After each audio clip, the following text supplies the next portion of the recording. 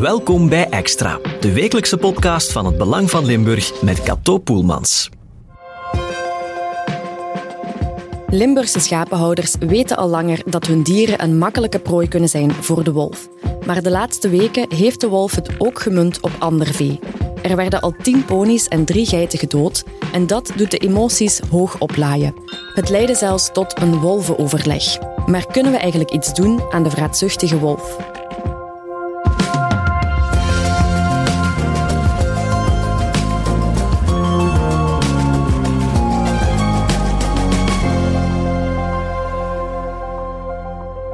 Liliana Casagrande en Mireille Maas zitten vandaag bij mij in de studio om het te hebben over de wolf. Mireille, ik ga beginnen bij jou, want jij houdt je al lang bezig met de wolf in Vlaanderen. En sinds half juli zijn de wolven ineens weer heel erg actief op jacht. Er werden eerst heel wat schapen gedood, blijkbaar door wolf Maurice. De eerste aanvallen die gebeurd zijn na de geboorte van de welpen, is dat Maurice geweest. We weten het niet, de DNA-onderzoeken zijn er nog niet. Noëlla die gaat de eerste paar weken, zit hij sowieso bij haar welpen, kan hij niet mee op jacht. Maar na een paar weken is hij wel al mee op jacht geweest. Dus voor hetzelfde geld is dat Noëlla geweest, vinden ze op die schapen. En daarna nu ook dus die ponies, DNA van alle 2. Mm-hmm. Maar of dat Maurice, zeker nu, met allemaal die ponies, de dader is, dat is eigenlijk twijfelachtig. Want Maurice is een wolf die uit Nederland is gekomen. Dat is een mankepoot, die is niet zo die loopt op 3 poten. Eigenlijk wordt er vanuit gegaan dat Noëlla de stil heeft geleerd van August, haar vorige partner, die 2 jaar geleden nu ondertussen is doodgereden. En dat zij nu, om haar kroost eten te geven, terug overschakelt op hetgeen wat August haar geleerd heeft. En dat is de hapklare tamme dieren die in een omheining staan die niet wolfwerend is. Ja, en Maurice die helpt daarmee dan? En Maurice die zal er wel mee helpen, maar die zal ook wel stukken vlees meeslepen naar het nest.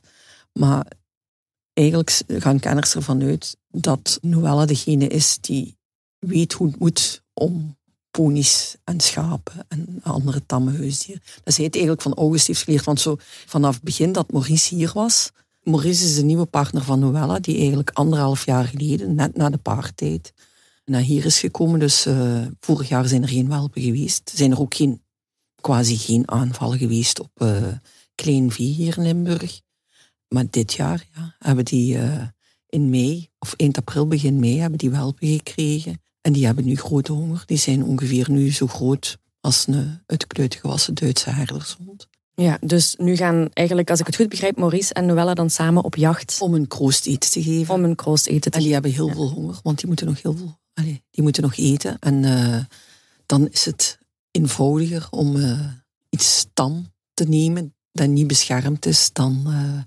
dat in een wei staat en er niet uit kan, eigenlijk. Dan een ree of een everzwijntje, want de grote everzwijnen nemen ze ook niet. Mm-hmm. Vaak de kleinere, jongere of de biggen die ze nemen. Ja, en de laatste tijd dan inderdaad veel schapen, maar ook in juli werd pony Chino doodgebeten. Dan bleef het een maand even stil rond de wolf, maar in augustus werden dan op korte tijd nog eens 9 ponies gedood door de wolf. Hoe komt het ineens dat zij ponies gaan eten? Dat is puur toeval waarschijnlijk, zeggen de kenners. Dat heeft er mee te maken dat de schapen intussen, na zoveel jaren wolven in Limburg, al redelijk goed beschermd zijn en dat daar al wolffencing team wolfwerende omheining heeft gezet, of de boer zelf. Dus dat die correct zijn aangebracht. Maar bij ponies, heel veel mensen hebben daar niet bij stilgestaan. En die ponies, die zitten nu achter een omheining die niet voldoende is om de wolf buiten te krijgen. Want mensen zeggen wel, er staat 6000 volt op, of de omheining is 2 meter en zoveel hoog. Mm-hmm. Maar wanneer dat zo'n omheining niet op een correcte manier is geïnstalleerd, geraken die wolven daaronder of over. Zo simpel is dat. Ja, en wanneer is een omheining correct geïnstalleerd dan? De technische details die ken ik niet, maar ik weet dat het om 3 draden gaat die op een specifieke hoogte moeten staan en waar de stroom genoeg op moet staan om de wolven, dat ze er zowel niet onderdoor als over kunnen. Oké, dus het is niet zomaar even, ik heb een draad staan en ik zet er stroom op. Dat is duidelijk. En zelfs geen hier als draad, met van die kleine, dat houdt de wolf allemaal niet tegen. Nee, die vindt zijn weg naar binnen wel. Ja. Maar dan blijkbaar dus niet meer per se bij de schapen, maar de laatste tijd bij de ponies. De schapen, heel veel schapen zijn intussen wel beschermd, maar ponies niet. En dat is een makkelijke prooi. En ook heel veel ponies zijn niet zoveel groter als een schaap. Dus een wolf kan die wel baas. En het is trouwens niet nu in één keer dat er ponies in de tijd. August heeft ook al ponies doodgebeten. Dus, August, de vorige partner van Noëlla, hè? Ja, August, de vorige partner van Noëlla, die heeft ook al ponies genomen. Die heeft ook al alpakas genomen. Dus het gaat er gewoon om... Ja, die wolven die kijken, die weten, die zitten op pad, die weten waar dat de gemakkelijke happen zitten. Voor hen is dat gewoon fastfood. Ja, en het is niet omdat ze nu met veel welpen zijn dat er veel gejaagd wordt. Die welpen zelf, die doen dat nog niet, dat jagen. Wanneer ze met z'n tweeën waren, volstond het wild te nemen. Hadden ze ook niet zoveel eten nodig, maar nu is er op korte tijd heel veel eten nodig. Die welpen zelf, die kunnen nog geen groot wild vangen. Die zijn er nog niet ervaren genoeg voor. Ja, vangen die iets al? Muizen. Oké. Misschien. Die dieren, dat spelenderwijs eigenlijk. Die zijn de stil nu aan het leren. Die gaan ook nog niet mee op pad, op jacht met de ouders. Die blijven nog in, zullen we zeggen, een woonplek. Ja, de twee ouders die moeten nu op korte tijd zo snel mogelijk, zoveel mogelijk eten hebben. En dan een pony, ja. Daar zit wel wat vlees aan natuurlijk. Hoe erg het ook klinkt, hè. Ja, dus ja, die gaan daarvoor. Ja, want er is eigenlijk altijd gezegd dat kleine paarden niet per se op het wolvenmenu stonden. En nu blijkt het dan wel. Ja, omdat de schapen dus al beter beschermd zijn. En ja, die wolven die hebben een gebied waar ze in leven. Is wetenschappelijk al aangetoond. Die weten heel goed waar ze makkelijk eten kunnen vinden. En die kiezen gewoon. En hoe weten wolven dat dan? Omdat waar het makkelijk is? Wanneer dat de welpen nu wat groter zijn, nu zitten die echt in hun kerngebied. Maar als die welpen weer wat groter zijn, dan gaan die eigenlijk het hele wolventerritorium nog eens rond om af te bakenen. Om af te bakenen van hier zit al een wolf. Want daar zijn uit alle uithoeken van Europa zijn wolven naar hier aan het komen. En ook naar geschikt gebied. Dus die bakenen hun gebied weer heel goed af. Dan moeten die ook niet elke avond terug naar hun kerngebied eigenlijk. Dan kan dat zijn dat die ergens gewoon in een bosje liggen te slapen. En de dag daarna nog. Want er zijn bewijzen dat van de roedel van Hechtel-Exel, maar die zitten nu in Helchter natuurlijk, dat die zelfs over de Nederlandse grens is er DNA van hen gevonden dat ze daar dus schapen hebben doodgebeten. Oké, dus ze trekken overal een beetje rond en weten dan... Maar nu willen ze zo kort mogelijk bij hun welpen zitten, dus ze gaan zo rap... Daarom is het op korte tijd nu zo allemaal hier, al die aanvallen. Ja. Heb je er een idee van hoe lang dat nog gaat duren, die wolven aanvallen? Is dat nu tot die welpen weer wat groter zijn? Ja, ze hebben... Meestal gaan die welpen, dat zien we nu niet vorig jaar, maar de jaren voordien gaan die welpen zo mee op jacht vanaf oktober, november. En worden die eigenlijk verder gespecialiseerd in het vangen van grotere wild. Dat is ook de moment waar dat je natuurlijk ook weer heel veel die aanrijdingen gaat krijgen van... Want eigenlijk zijn er al een aantal wolven ook gestorven hier, hè? Op de wegen van alle... Ze zeggen er zijn te veel wolven, maar van alle welpen die Noëlla eerst met August, daarna met Maurice heeft... nu met Maurice dan heeft gekregen, maar van de welpen van August en Noëlla, daar weten ze met zekerheid van dat er nog 2 leven. Er kunnen er misschien nog meer leven, maar er zijn geen sporen meer van. Maar tussen de 80 en de 90% van al de welpen die die hebben gekregen, die zijn doodgereden op 2 straten. En dat is de Noord-Zuid-verbinding. En de baan van Meeuwen naar Zwartberg. Dat zijn eigenlijk, voor een deel de wolvenkerkhoven van Limburg. En er zijn dus niet zo heel veel nakomelingen van die wolf die het overleven. Ja, dus nu zijn er wel dan 6 welpen, geloof ik. 6 weten ze met zekerheid. Kunnen er ook 7 zijn, kunnen er ook 8 zijn. Dus je hebt daar al elk jaar eigenlijk... Ja, je moet ze allemaal... Voor ze allemaal in beeld te krijgen en voor ze DNA-gewijs allemaal een nummer te geven, dat duurt wel een tijdje natuurlijk. Ja. En vanaf oktober, november zijn die groot genoeg. En kunnen die mee op pad. En dan zal het eerder terug op wild zijn dat ze gaan jagen. Laat ons hopen, want nu... wordt niemand vrolijker van natuurlijk. Nee. En lijkt het er ook op, ze zijn 1,5 jaar heel braaf geweest. We hadden eigenlijk een braaf wolvenkoppel. Maar nu lijken ze zich weer en meer te specialiseren op tamme dieren. Ja, dat is natuurlijk verschrikkelijk voor de mensen die die dieren hebben. Maar we kunnen alleen maar hopen dat ze terug overschakelen op wild. Wild is er genoeg, hè. Ja, daar vinden ze zeker genoeg eten, inderdaad. En als die welpen zelfs groter zijn, kunnen ze misschien ook die grotere dieren makkelijker gaan pakken. Ze mee jagen. Dat is toch de bedoeling, dat die ook zelf voor hun kost gaan werken natuurlijk. Het is niet, bij wolven is het niet zo dat maar een paar daar jaren voor gaan zorgen. Hè. Ja, oké. Dus vanaf dan hopelijk iets minder aanvallen op tamme dieren.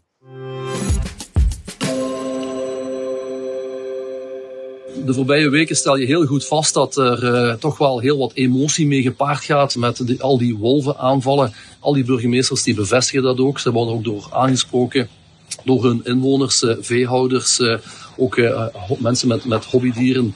En die relatie tussen mens en dier, dat wekt heel veel emotie als dat leidt tot wolvenaanvallen en tot dode dieren. Dus die relatie, dat mogen we zeker niet onderschatten. Die dieren maken vaak deel uit van een gezin. Dus bijzonder veel respect en waardering ook voor de mensen die hun best doen om die dieren te beschermen.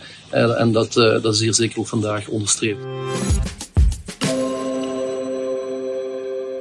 Dat was Vlaams minister van Omgeving en Landbouw Jo Broens van CD&V na het wolvenoverleg. Hij riep donderdagochtend 27 burgemeesters bijeen voor dat overleg over de wolf.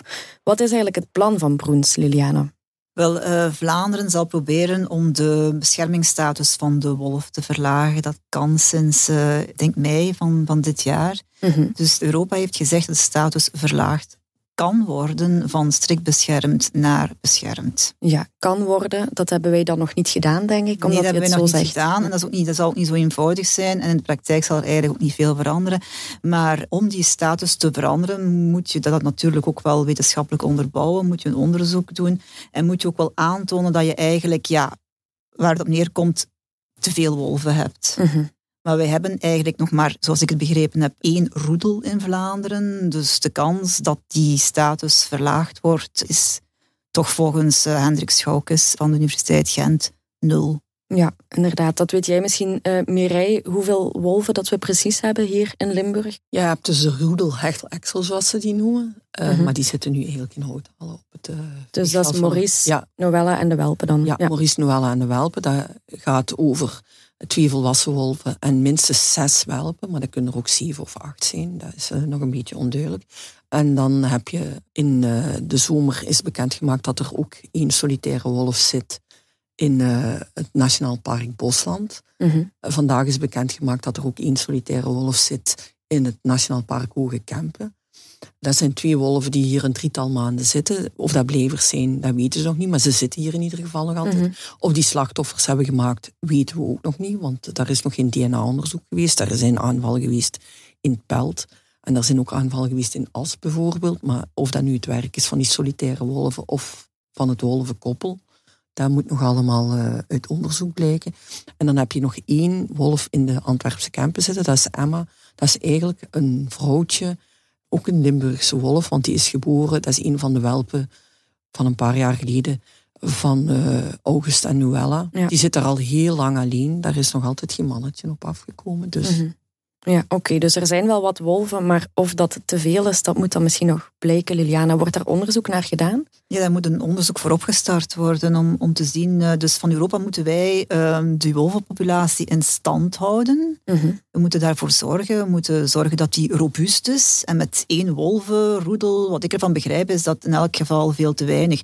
Dus of dat onderzoek veel gaat uithalen, ik denk het niet. Nee, stel dat we wel te veel wolven zouden hebben, dan kan de wolf beheerd worden, zei Broens. Wat betekent dat dan? Zoals ik het begrepen heb, wil zeggen wegjagen. Vooral dat. Mm-hmm, ja, en hoe ze dat precies gaan doen, heb ik ook begrepen dat ze dat ook nog zouden moeten uitzoeken. Dat is ook niet zo eenvoudig. Dat zou kunnen met van die paintballgeweren of zo, maar dat moeten ze eigenlijk nog uitzoeken. Dat van de plastic kogels hebben ze ook al eens geopperd. Maar het is niet zo simpel dat je een wolf vangt of wegjaagt. Ja, dat lijkt me inderdaad niet zo evident. Het zijn wilde beesten nog altijd, inderdaad.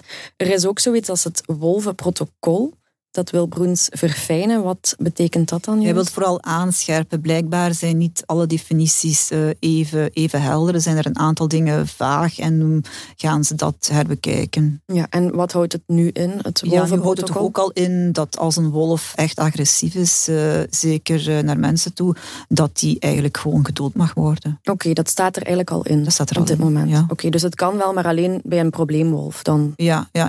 En dat, tot op heden zijn onze wolven eigenlijk geen probleem. Nee, want ze eten ponies en dat is niet verboden. Nee, het is echt dat ze het aanvallen op mensen zouden worden. Agressief worden richting mensen. Oké. De minister had het ook over maatregelen op korte termijn. Welke maatregelen bedoelt hij daarmee? Wel, dan gaat het echt om omheiningen zetten, wolfwerende omheiningen uiteraard, en die zo snel mogelijk zetten. Dus hij heeft de lokale besturen opgeroepen om hun personeel in te zetten, om veehouders te helpen om hun omheiningen wolfwerend te maken. Ja, want er zijn, zoals Mireille daar straks al zei, een aantal voorwaarden waaraan zo'n omheining moet voldoen om echt wolfwerend te zijn. Dat lijkt me wel een kostelijke zaak. Ja, maar die veehouders of mensen die ponies hebben, die krijgen daar subsidies voor. Hè. Voor professionelen krijgen dus die volledige kosten terugbetaald voor materiaal. En de hobbyisten voor 90%. Maar dan komt ook nog eens het wolffencing team met vrijwilligers die omheining aanpast. Dus eigenlijk kost het professionelen niks en anderen dus een kleine som. Ja, en heeft dat effect, die wolfwerende omheining? Houdt dat de wolf effectief buiten? Ja, blijkbaar wel. Dat is toch pas zeer, zeer uitzonderlijk dat die daarover geraakt. In Vlaanderen zou dat nog niet gebeurd zijn als we de gegevens van het INVO en ANB mogen geloven. In Nederland is dat al een paar keer gebeurd, maar dat is zeer uitzonderlijk. Maar dat is mensen die een dier hebben. Het zijn nu de schapen en zo die door de wolven genomen worden, maar je hebt ook de kippen die door de vossen en de steenmarters genomen worden.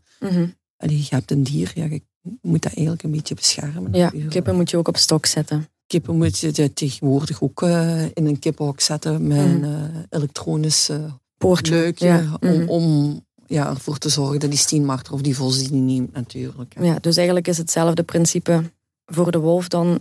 Zet ze binnen de goede omheining en dat geeft en dan bescherming. Dat is de beste bescherming die er is. Ja, want er zijn nog een aantal andere politieke niveaus, zal ik zeggen, die zich ook over de zaak gaan uitspreken. Ik heb het dan over Europa. Je zei net, Liliana, de beschermingsstatus van de wolf is vanuit Europa verlaagd. En daar werkte onder meer Europees parlementslid Hilde Voutmans van Open VLD aan mee. En daarnaast wil ze ook op zoek gaan naar steun in het Europees Parlement om de regelgeving voor de wolf aan te passen. Wat wil ze eigenlijk nog meer dan? Zij wil eigenlijk de redenering omkeren. Dus in plaats van de dieren te omheinen, zegt zij van zet een soort van omheining rond een natuurreservaat en zet daar de wolf in, of verplaats de wolf, verjaag de wolf, dat soort dingen. Ja, klinkt gemakkelijker gezegd dan gedaan. Ja, wat experten zeggen is dat dat onmogelijk is. En ze zeggen ook dat er af en toe wel een politicus opstaat die zoiets oppert en dat meteen van tafel geveegd wordt. Ja, onmogelijk omdat het gewoon wilde beesten zijn en die gaan en staan waar ze willen dan, veronderstel ik. Ja, als je er een omheining rondzet, dan zegt Frederik Toele van het Natuurhulpcentrum, dan krijg je een dierentuin. Die hebben we al in Vlaanderen. Dus misschien hoeven we geen dierentuin met wolven meer erbij. En is de oplossing dan vooral je eigen dieren zo goed mogelijk beschermen? Dat is de enige oplossing die ik toch overal hoor. De realiteit is ook dat wij vandaag in een gebied leven dat als het ware een onderdeel is van een internationaal groter gebied waar wolven leven. Dus Duitsland, Nederland, Luxemburg, maar ook dit deel van Vlaanderen, daarvoor blijven wolven. Dus de realiteit, als je ze vandaag hier allemaal zou wegnemen, dan zijn ze morgen als het ware terug. Dat is een realiteit die we onder ogen moeten zien. Ook in onze buurlanden zitten al wolven, dat weet minister Broens ook, want hij zei dit na het wolvenoverleg. Maar hoe doen onze buurlanden het eigenlijk om te leven met de wolf, Mireille? In de ons omringende regio's zitten ongeveer 150, wordt geschat, wolven. Alleen in Nederland, waar de wolf ongeveer gelijktijdig mee hier teruggekomen is, zitten ze al, schatten ze, ruim 100, maar tot 125 wolven zitten er al. Ja, die gaan ook allemaal welpen krijgen natuurlijk. In de Hoge Venen, waar de wolf eigenlijk later gekomen is dan hier, hebben ze ook al 25 wolven. Ruw geschat. En dan in de Eifel nog eens een 12-tal wolven. Dus de wolf, of dat je nu hier de discussie hebt van moeten die wolven weg of niet. Als je die wolven hier weghaalt, dan komen er gewoon andere voor in de plaats. Want er is hier geschikt wolvengebied, dat is wel duidelijk gebleken. Want ondertussen zitten hier al 6 jaar wolven of 7 jaar wolven. Maar dat heeft geen zin, die wolven die die gaan komen. En wij moeten daarmee leren leven. Ja. Dus inderdaad, wat Liliane net heeft gezegd, dat is de juiste boodschap. We zullen daarmee moeten leren leven met die wolven. En het enige wat we kunnen doen, is onze dieren zo goed mogelijk beschermen. Ja, en dat kan dan met die omheining die je ook nog terugbetaald krijgt via subsidies. Eigenlijk. Ja, want ik heb ergens een analyse gelezen en dat klopt wel. Want mensen die kippen hebben, of eenden, of maakt niet uit, dieren die het slachtoffer kunnen worden van een vos of een steenmarter, die moeten allemaal die maatregelen zelf betalen. Daar bestaat geen vergoeding voor. Dus wanneer dat je een kippenhok op hoogte zet, moet je zelf betalen. Dat elektrisch luikje, dat moet je zelf betalen. Dat zijn nu natuurlijk niet de heel hoge kosten, maar dat moet wel iemand die een wolfwerende omheining zet rond zijn dieren, die krijgt dat wel voor een groot deel of helemaal terugbetaald. Dus Vlaanderen doet eigenlijk al heel veel om mensen aan te zetten om hun dieren te beschermen. En wanneer dat ze een dier doodgebeten wordt, krijgen ze daar ook een vergoeding voor als bewezen is dat de wolf is. Ja, Broens heeft de kosten uitgerekend. Tot nu toe heeft die wolf 1 miljoen euro gekost aan omheiningen, aan subsidies voor omheiningen en aan schadevergoedingen.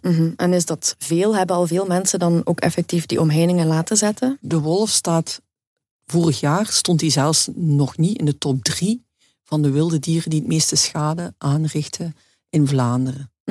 En welke dieren zijn schadelijker? Gans. Dat is hetgene wat het ergste is van allemaal. Maar je hebt nog de everzwijn en dat zijn wilde dieren natuurlijk. Maar wat die wolf doet is natuurlijk, dat is verschrikkelijk. Maar ja, dat zijn triestige beelden natuurlijk. Hè. Ja. Die schapen dood, die ponies dood. Ja, dat is niet heel leuk om zoiets aan te treffen in je wei natuurlijk. Nee, maar de wolf, ik zeg misschien, alhoewel ik twijfel eraan. Ja, nu de cijfers van 20... het is heel rustig geweest vorig jaar met de wolf en alles. Dus, maar eigenlijk de ganzen, dat zijn de dieren die het meeste aan Vlaanderen kosten op het moment. Misschien daarom dat we ook dachten dat de wolf braver was geworden. Maar die had ook geen welpen natuurlijk vorig jaar. Nee, en het wolffencing-team die hadden juist een extra man gekregen.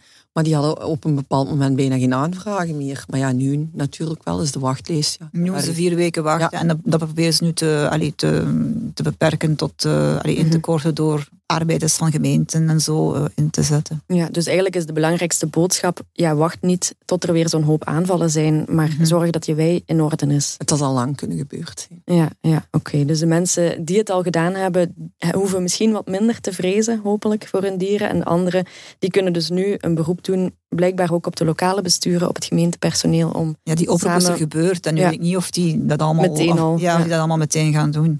Dat is momenteel nog onduidelijk. Wolffencing team is het team dat je moet hebben om de wei te verstevigen en wolfproof te maken. Dankjewel voor de uitleg, Liliana en Mireille.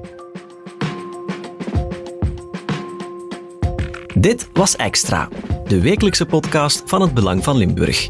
Bedankt voor het luisteren. De credits van deze podcast vind je op hbvl.be of in de HBVL Nieuws-app.